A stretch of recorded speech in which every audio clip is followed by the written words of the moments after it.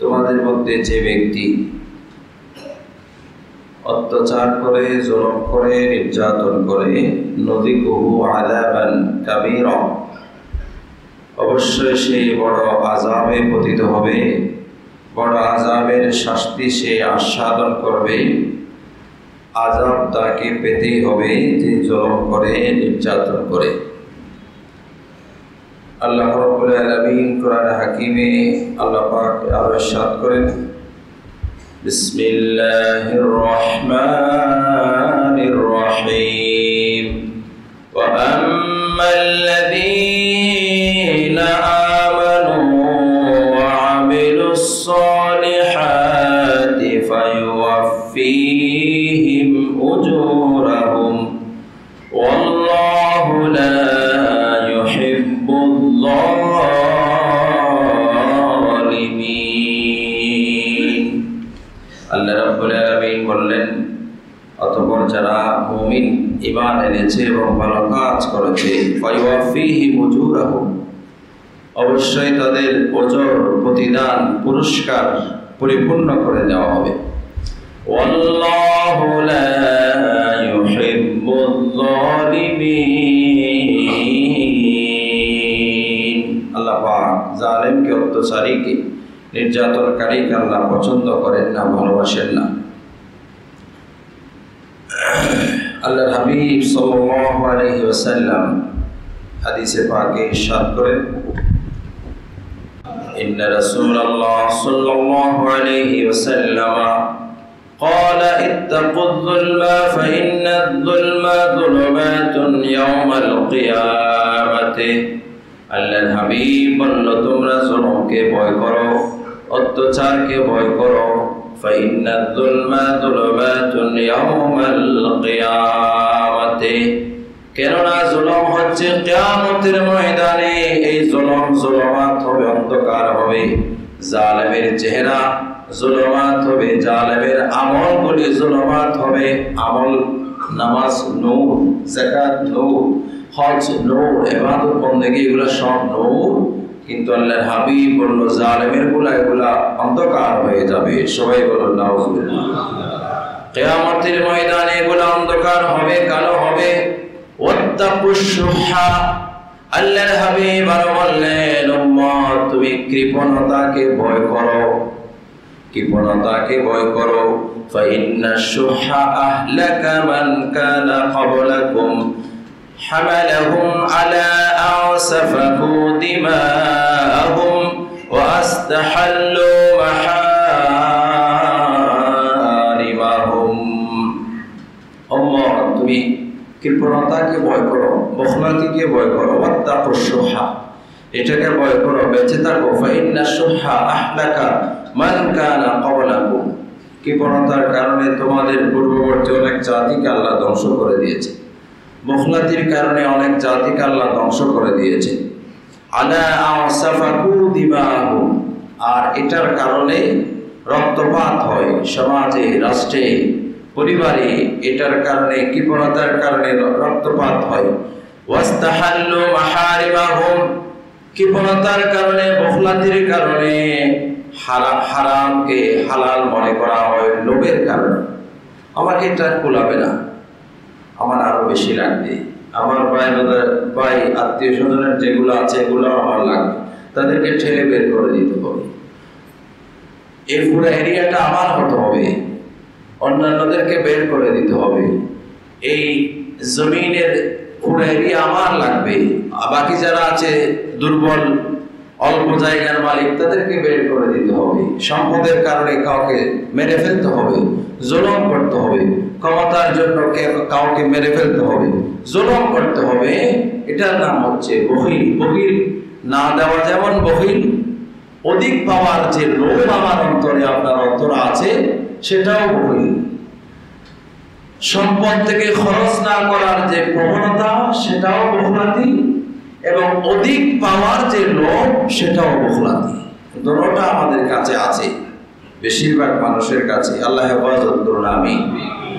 এটার কারণে রক্তপাত হয়, এটার কারণে সমাজ নষ্ট হয়, পরিবার নষ্ট হয়, রাষ্ট্র নষ্ট হয়, সব জায়গায় ফাসাদ, সব জায়গায় রক্তপাত লেগে থাকে। সবাই বলুন নাউজুবিল্লাহ। মানুষ অপরাধ করে অধিক পাওয়ার আশায়, অধিক পেতে হবে, আমার অধিক লাগবে, যেটা সেটা যেই পথে হোক, হালাল হারাম তখন আর তার দিমাগের মধ্যে থাকে না।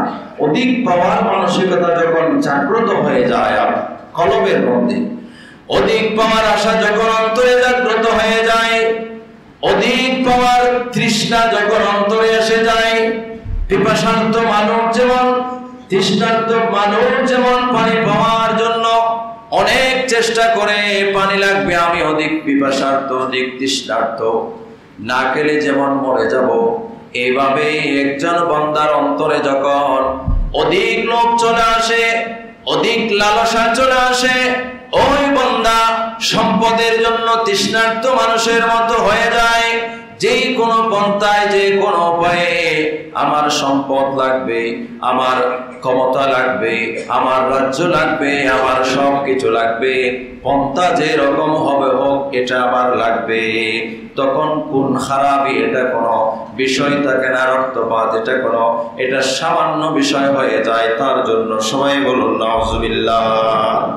এটা যখন মানুষ অন্তরে পিপাসার্ত হয়ে যাবে, এই পিপাসায় যখন আমরা পিপাসার্ত, সম্পদের পিপাসায় যখন আমরা পিপাসার্ত, সম্পদের লোভে যখন আমরা তৃষ্ণার্ত, ক্ষমতার লোভে যখন আমি তৃষ্ণার্ত, তখন আমার আর রক্তপাত হবে, আরেকটা কিছু হয়ে যাবে, বিশাল কিছু হবে। এখানে আমার কিছু আর আসে যায় না, হালাল হারামের বিচার বিশ্লেষণ আমার দিমাগে আর থাকে না। সবাই বলুন নাউজুবিল্লাহ।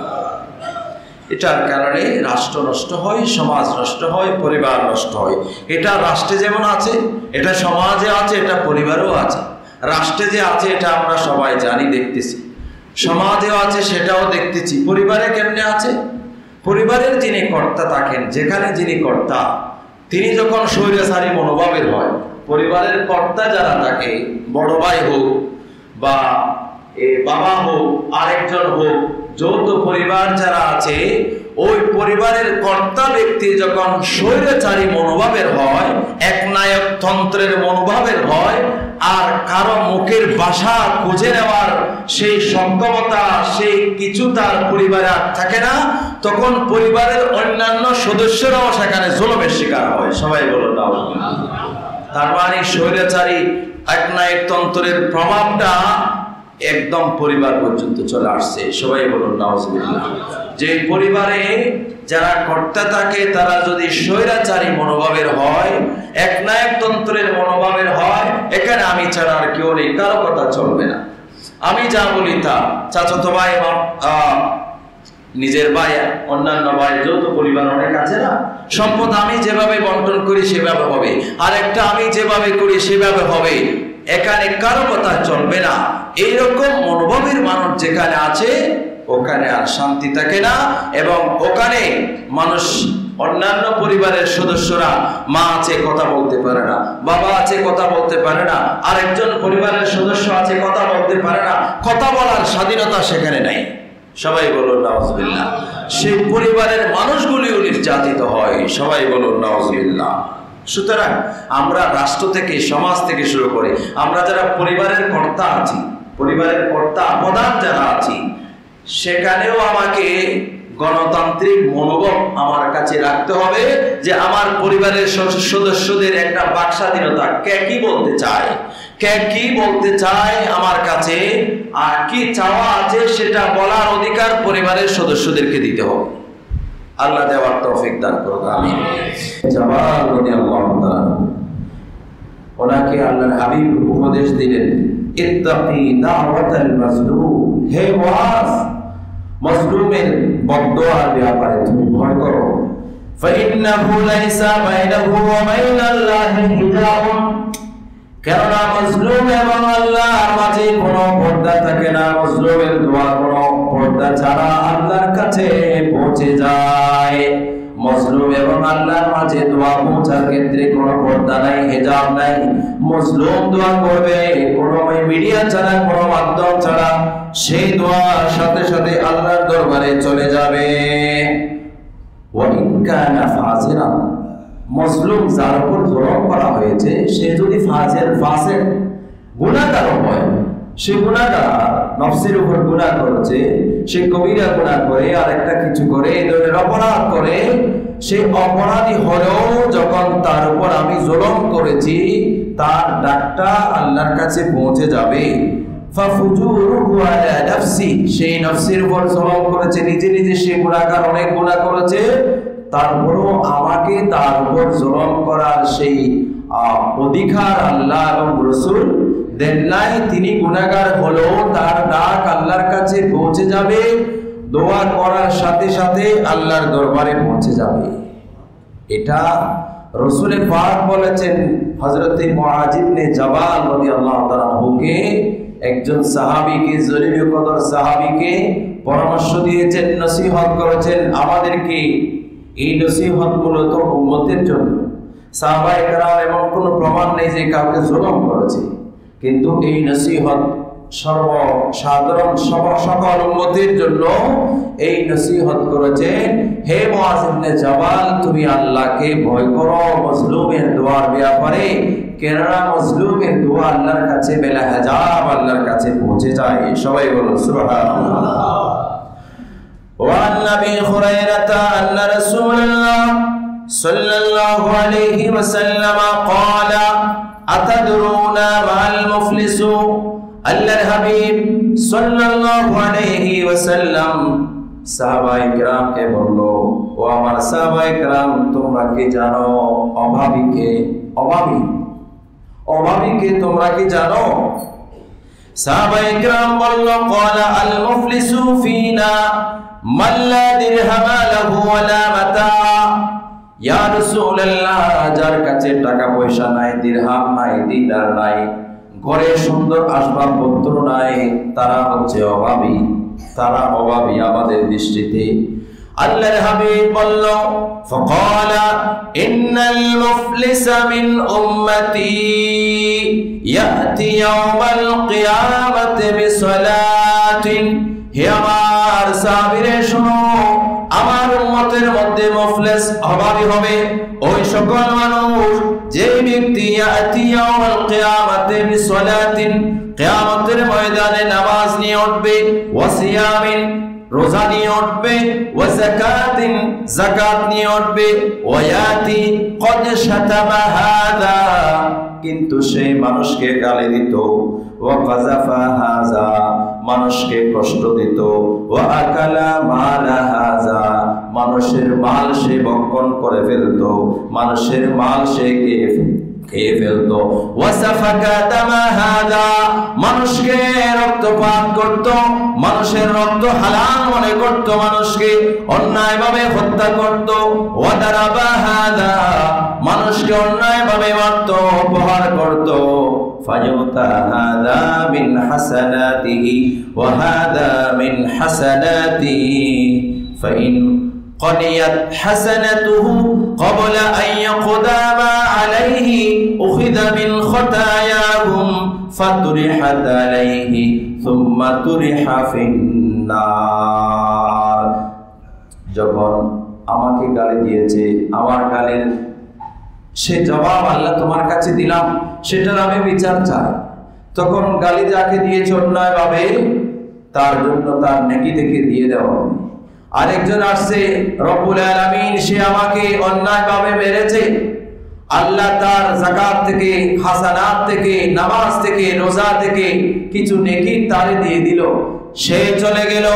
আরেকজন আসছে, আল্লাহ আমার সম্পদ, আমার মাল অন্যায়ভাবে ভক্ষণ করেছে, তখন তাকে কিছু দিয়ে দিল। এইভাবে দিতে দিতে তার নেকি শেষ হয়ে গেল। এইভাবে শেষ হয়ে যাওয়ার পরে আরেকজন এসেছে, হত্যাকারী, মকতুল, যাকে হত্যা করা হয়েছে, আল্লাহ তা আমাকে অন্যায়ভাবে সে কতল করেছে। এইভাবে দিতে দিতে নেকি সব শেষ হয়ে যাওয়ার পরে এইবার তাদের গুনাহগুলা তার কাঁধের উপরে দেওয়া হবে।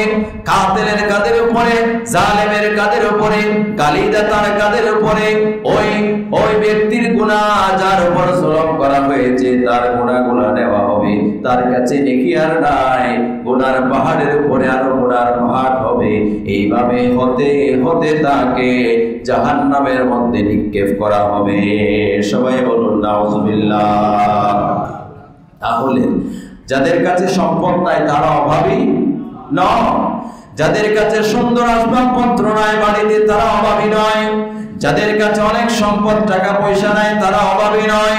আল্লাহর হাবিব বলল প্রকৃত অভাবী ওরা যাদের কাছে সব কিছু আছে, নামাজ যাকাত হজ যাকাত ইত্যাদি আছে, কিয়ামতের ময়দানে দিতে দিতে সব শেষ হয়ে যাওয়ার পরে মানুষের গুনাহ নিতে নিতে গুনার পাহাড় হয়ে নিকৃষ্টভাবে জাহান্নামে আল্লাহ যখন নিক্ষেপ করবে, ওই বান্দা সবচেয়ে বড় অভাবী।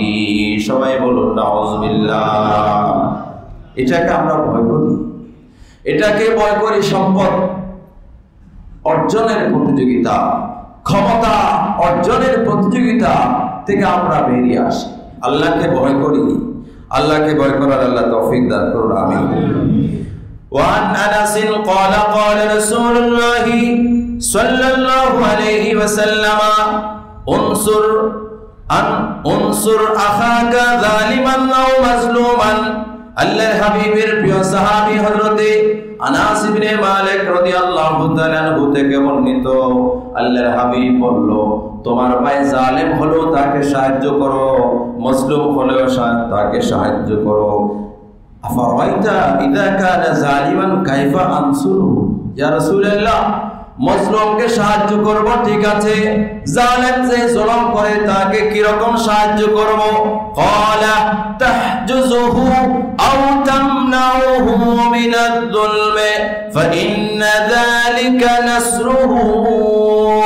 যে জালেম আরেক ভাইয়ের উপর জুলুম করছে, ওই জালেমকে জুলুম থেকে ফিরাইয়া দাও, তার জুলুম তার দিকে নিবৃত্ত করে দাও। তার হাত, যে হাত অন্যায়ভাবে মানুষকে মারার জন্য তুলে, ওই হাতকে ধরে ফেলো। যেই শক্তি দিয়া মানুষকে জুলুম করার চেষ্টা করে, ওই শক্তি বন্ধ করে দাও। এটা হচ্ছে তার প্রতি সাহায্য। সুবহানাল্লাহ। আমরা সাহায্য মনে করি শুধু দুর্বল মানুষকে সাহায্য করা, এখানে এটা সাহায্য, এটা ঠিক আছে, এটা অর্ধেক ঠিক, পুরা ঠিক। যে জালেম জুলুম করে মানুষকে, তাকেও রাসূল বলছেন তাকেও সাহায্য করো। কিভাবে করবো ইয়া রাসূলুল্লাহ? তার জুলুম থেকে তাকে নিবৃত্ত করো, তার জুলুম বন্ধ করে দাও, তার হাত তার দিকে ফিরিয়ে দাও। যে হাত অন্যায়ভাবে মানুষকে মারার জন্য তোলে, সেই হাত তার দিকে ফিরিয়ে দাও, ঐক্যবদ্ধ হয়ে যাও জালেমের বিরুদ্ধে। তখন সেটা হবে জালেমের জন্য তোমার পক্ষ থেকে সাহায্য।